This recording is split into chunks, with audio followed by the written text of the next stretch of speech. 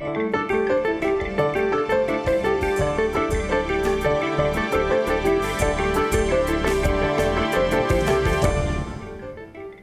I'm Kamal Santamaria. This is Counting the Cost on Al Jazeera, your weekly look at the world of business and finance. This week, Italy, Kazakhstan, and the deported. It started with a midnight raid and led to a mother and child being deported to Kazakhstan with alarming speed and force. In a case that's rocked Italy, did Rome's business ties with Astana aid the hasty deportation? Also this week, peak defence. The West is scaling back its defence spending. So who stands to benefit? We'll look at who'll be dominating the land, sea and air in the not too distant future. And how going green can be profitable. We're in Mongolia as it aims to reduce pollution and power its neighbours.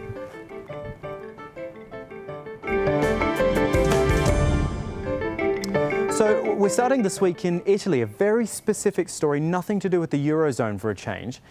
Instead, it's about the extraordinary events that led to the deportation of a Kazakh mother and child in a midnight raid by 50 armed men. It's a tale that's rocked Rome and raised plenty of questions about collusion between authorities in both Kazakhstan and Italy. At the sharp end of the story is Alma Shalabayeva. She's the wife of Mukhtar Ablyazov, a former Kazakh political prisoner and opponent of the lifelong president Nursultan Nazarbayev. Alma and her daughter were rounded up in the raid, accused of using a forged passport and deported in less than 72 hours. But the target of the raid, of course, was her husband. Ablyazov was a banker and the former Kazakh energy minister, accused of embezzling $6 billion from BTA Bank. He was granted political asylum in Britain after he fled Kazakhstan back in 2009. So you've got a Kazakh man wanted for embezzlement being targeted in Italy, but you've also got lucrative business ties between the two countries, leading to all sorts of questions about whether those are behind the heavy-handed raid and the speedy expulsion. In a moment, we'll hear from an Italian senator, Mario Giarrusso, to try to get to the bottom of the politics. Also, Ernesto Valenti will join us, the lawyer for the family at the centre of the raid. But first, this from Robin Forestier-Walker, our correspondent in Almaty. Reaction has been more muted in Kazakhstan. In the pro-government media, Shalabayeva's husband is public enemy number one. Mukhtar Ablyazov, a former minister turned banker, is now an oligarch on the run. Ablyazov chaired BTA Bank, one of the most successful in the former Soviet Union, until it floundered in the global financial crisis. The Kazakh government forced a bailout of BTA Bank, and Mr. Ablyazov fled abroad. It's alleged he took $6 billion worth of the bank's assets with him. He's now at the centre of one of the biggest fraud cases in banking history, and he's wanted in London for contempt of court. Ablyazov has been a critic of Kazakhstan's authoritarian president, Nursultan Nazarbayev, and says he's the victim of a political witch hunt. When Ablyazov-backed media showed how police used deadly force to end an industrial dispute, they were shut down. The authorities claim Ablyazov masterminded the unrest. In a statement, the Kazakh government says his wife's deportation complied with Kazakh law and that Ms. Shalabayeva may have used an illegally obtained passport. Italy's interior minister says he was never informed about the expulsion, but opposition MPs want answers to why the Italian authorities were so quick to hand over Ms. Shalabayeva and whether commercial interests in oil-rich Kazakhstan had anything to do with it. Robin Forestier-Walker, Al Jazeera, Almaty. So to the first of our two guests this week to try to figure out exactly what happened and indeed why it happened, we go to the Italian capital, Rome, and speak to Ernesto Gregorio Valenti. He is from the law firm Vassalli, Olivio e Associati and is representing the family at the centre of the raid. Ernesto, this is quite an extraordinary story when you look at it all laid out. Just tell us, in the simplest terms, what exactly happened on May 29th? On the night between May 28th and May 29th, apparently approximately 40 members of the Italian police entered a villa looking for Kazakh dissident Mukhtar Ablyazov. They did not find Mr. Ablyazov. What they did find was a family living there, 2 women, a man, and 2 children, and the service of the villa. They took away the woman, Alma Shalabayeva, and took her to a detention center and various police offices the day of the 29th, where she was kept without an attorney, without an interpreter, without food, without water, and was finally detained in the Detention, Identification, and Expulsion Center in Rome in Ponte Galeria. Those are the events of the 29th. And following that, she was deported. Less than 72 hours, I believe it took to deport Alma and her child. That sounds like a very quick process. How does it compare to, you know, more normal deportation times, if I can use that phrase? It's a remarkably short period of time. I think there's no question about that. How it compares to other deportations is difficult to explain, but perhaps an example can help. Earlier this year in Milan, a man killed with an axe 3 people in the middle of the streets. He had been convicted, and his deportation had been ordered 2 years ago. Not 2 days, 2 years. So if that's any form of an example, I think that's significant. Okay, so all of this suggests that there is something bigger at play here, I think. Now, the fact is, Mukhtar is accused of embezzlement, a lot of money, $6 billion worth. What more do you know about those, you know, accusations? Because that's really where all of this comes from in the end. I represent Alma Shabayeva, not Mukhtar Ablyazov.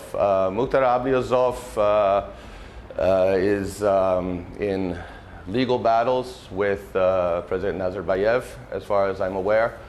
But to me, it's irrelevant. Mukhtar could have done anything. Here, they even brand him as a terrorist. I don't know where they got that from. But regardless of what Mukhtar may or may not have done, the Italian government is responsible for the deportation of his wife and a 6-year-old girl in 2 days.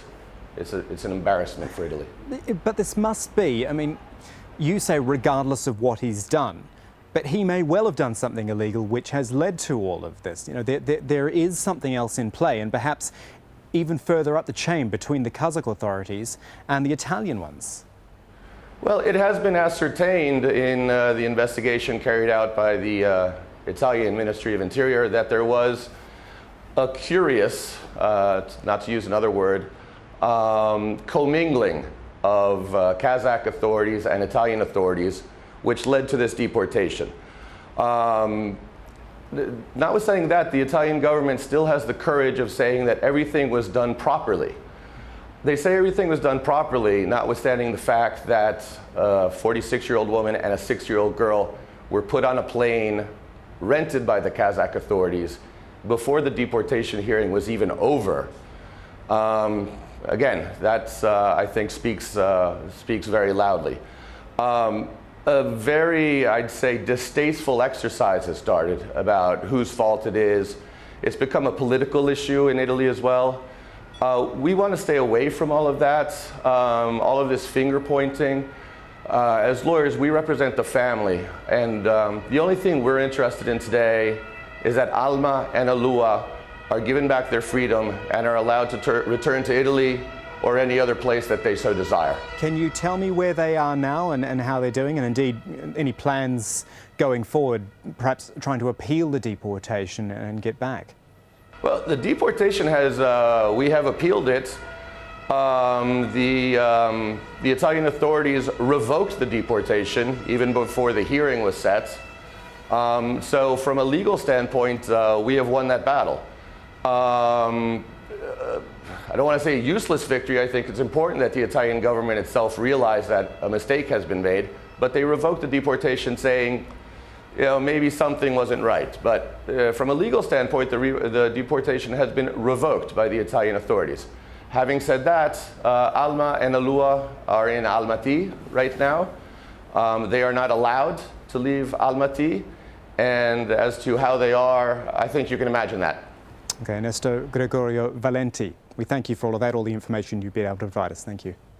Now, there's obvious political fallout from this too, and Senator Mario Girusso is going to talk us through some of that. He's with the 5 Star Movement in Italy and will be speaking to us through a translator. Senator, tell us about this deportation. It happened very fast. It happened with a lot of force. Why was it like that?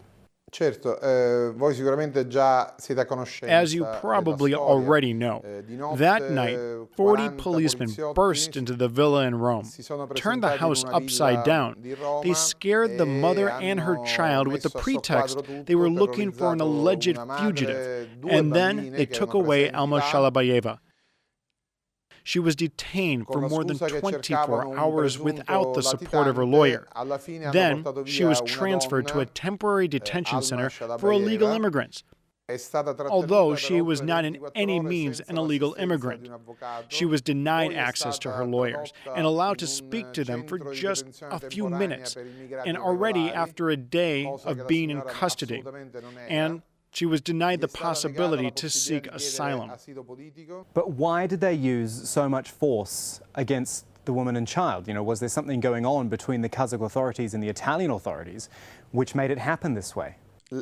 Le ragioni di quello che è successo. The le reason possiamo behind già what happened ritrovare can in una already be found in a risoluzione del resolution Parlamento of the europeo European Parliament del 18 dated aprile the 2013. 18th of April 2013. Questa risoluzione In this diceva resolution, it is stated that the Kazakh regime has il regime persecuted kazako, defenders of human rights, gli avvocati, lawyers, i freelance giornalisti, journalists, and ma mainly soprattutto relatives of anche i political parenti, opponents. addirittura la moglie For del instance, capo the politico wife del of the principale head of the partito di main opposition opposizione, party, who is currently capo in politico jail, che è attualmente was in held galera con una lunga responsible for the condanna, party's activities. è stata This is an ritenuta uncivilized responsabile and per le atrocious attività behavior. dello stesso partito, una cosa barbara e incivile.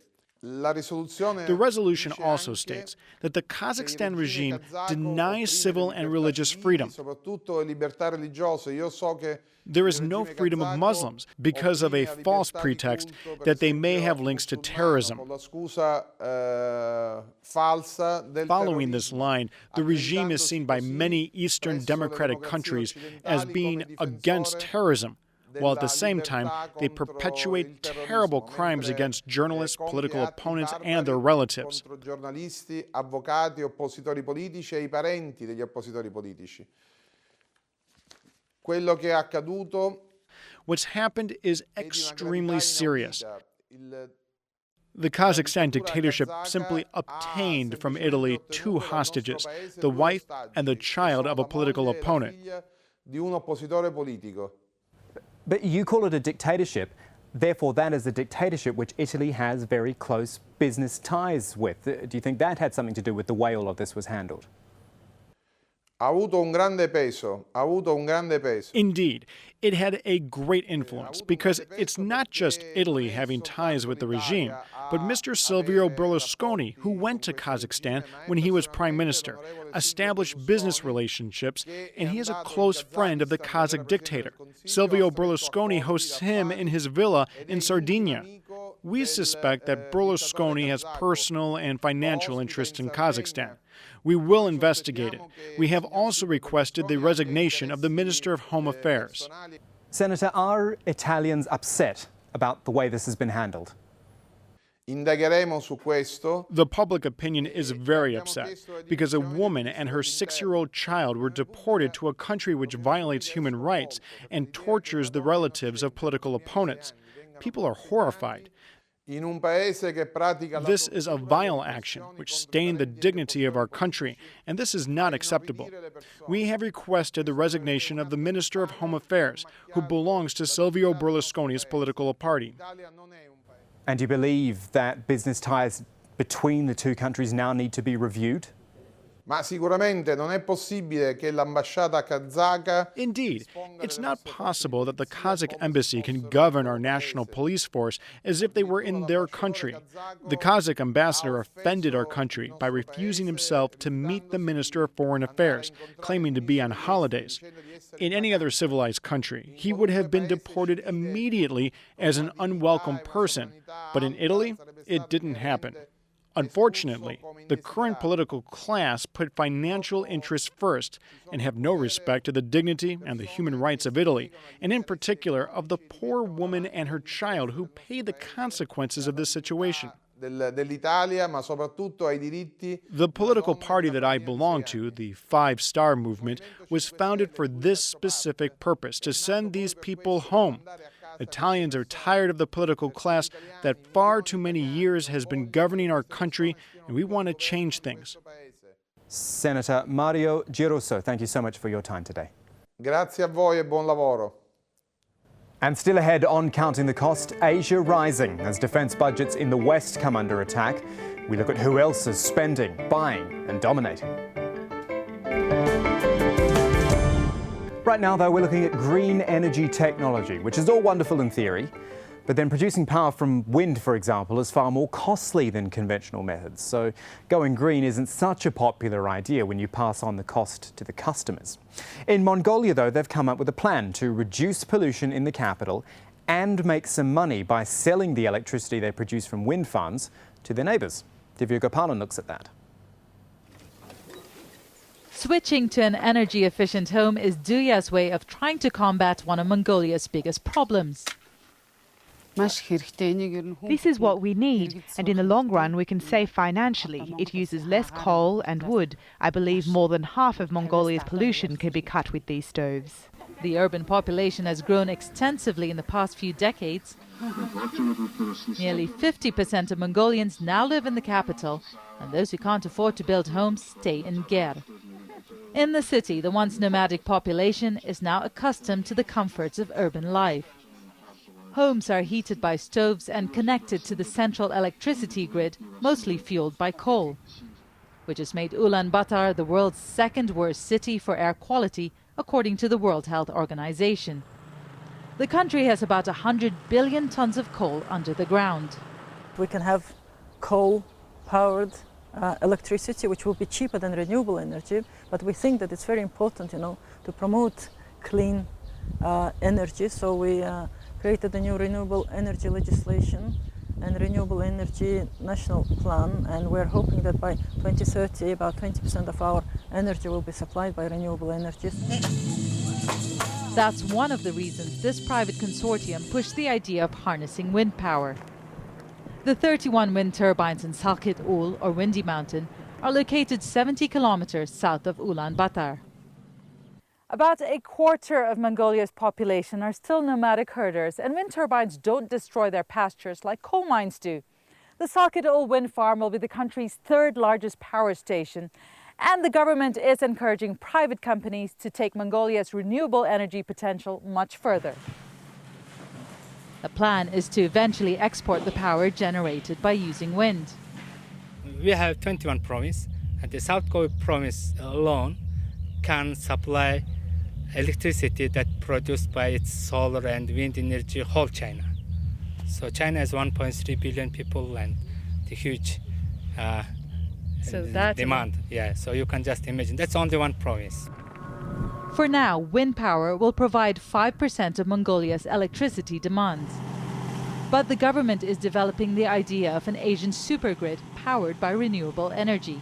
It would connect Mongolia to the electricity systems of China and Japan and could one day light up homes across the continent. Divya Gopalan, Al Jazeera, Ulaanbaatar. Finally this week, a new bit of terminology, peak defence. It's kind of like peak oil, that is the point where oil extraction reaches its peak and production can only decline after that. Well, peak defence takes the same theory to military spending, arguing that the West's dominance in that area has now hit its peak and that other countries will tend to dominate. Why? Well, the prediction is that Asia-Pacific defence budgets will outstrip North America and countries in the Middle East and Asia will out-export it. Just have a look at these numbers quickly. Yes, global defence budgets as a whole are rising, by 2021 up 13% to $1.65 trillion. But look where the growth is coming from. The Asia-Pacific, where budgets are expected to rise to $501 billion, more than the defence budgets of North America. In the US itself, there's a fall predicted from more than $650 billion to less than $500 billion. That's a decline of 28%. And then on the export side, well, the US remains the biggest exporter of defence equipment, but its dominance is coming under threat from Asia and the Middle East. In fact, Israel will be the top exporter of drones by the end of this year, dethroning the United States. And India, a big buyer of Israeli hardware, was the largest importer of military gear between 2008 and 2012. Now, all of those predictions came from defence consultants IHS Janes, who actually coined the phrase peak defence. Earlier in the week, I spoke to Paul Burton, one of the authors of the research. We began by talking about the origins of the term itself. Well, it's a concept that we've established, having recently put out a report detailing the level of global imports and exports of key weapon systems and platforms. And what we're finding is that the Western market for exports is increasing. The US is still the primary driver for exports, but interestingly, a number of emerging markets are starting to produce their own kit that may not have the sophistication and the level of desirability for some of the Western comparisons, but there is still a desire now for a number of countries to purchase these smaller, let's call them 80% solutions from emerging markets such as Turkey and South Korea. And this couples with budgets in places like the US, Western Europe going down as well, being hit by the economic situation at the moment. Exactly. So in tandem to that kind of production capability, we're seeing defence budgets really recalibrate across the globe from the US and all the itinerant problems there with sequestration.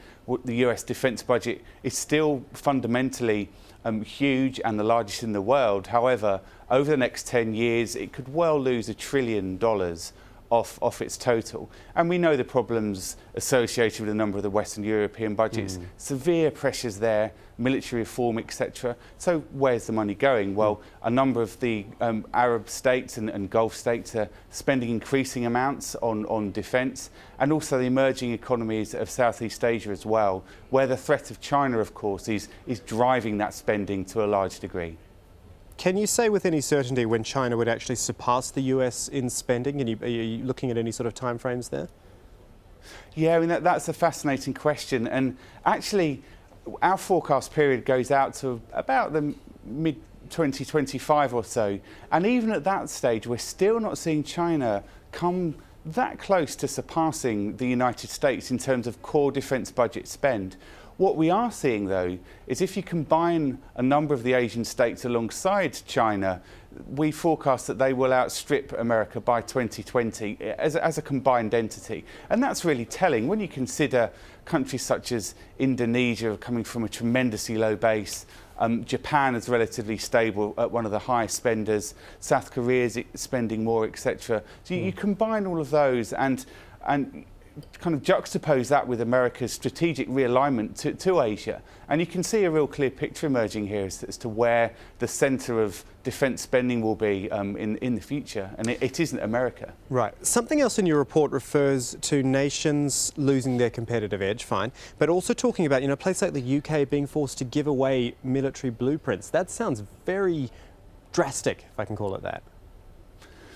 Yeah, I would never feel comfortable in saying that developed nations such as the UK are giving away military blueprints per se. But of course, what we've seen over the last decade, 15 years, is a desire for companies based in the West to export more to emerging economies and markets in Latin America and the East. And what occurs in a number of those is called defence offset. And very simply, that entails when you sell a particular system to an emerging economy, you have to add a degree of economic support to that economy. Now, traditionally, that's been through schooling, through farming, a number of more social programs. But increasingly, those countries are demanding greater access to some of the military blueprints, as you put them, that go into manufacturing these systems. And the result is they're manufactured now in country, and over the next decade, 15, 20 years, the indigenous production capabilities of the South Koreas and Turkeys and Singapores, etc., will start to produce systems that are as good as those that are produced in the West, or certainly satisfy the needs for a number of end markets where they haven't got the money to buy the F-35s of this world, for instance. Paul Burton joining us from IHS Janes. Really appreciate it. Thank you for your time. Thank you. And that is our show for this week, but there's more for you online at aljazeera.com/business. The latest business headlines are there, plus all of our previous episodes for you to catch up on. And then you can get in touch. You can tweet me at Kamal AJE, our business editor at Abid Oliver Ali, or drop us an email. countingthecost@aljazeera.net is the address. Now, I may not reply to those emails or tweets for a while because I'm off on holiday for a few weeks, but Adrian Finnegan and Stephen Cole will be looking after you while I'm away, so do say hello to them. That's it for this edition of Counting the Cost. I'm Kamal Santamaria from the whole team. Thanks for joining us. The news is next, and I'll see you in mid-August.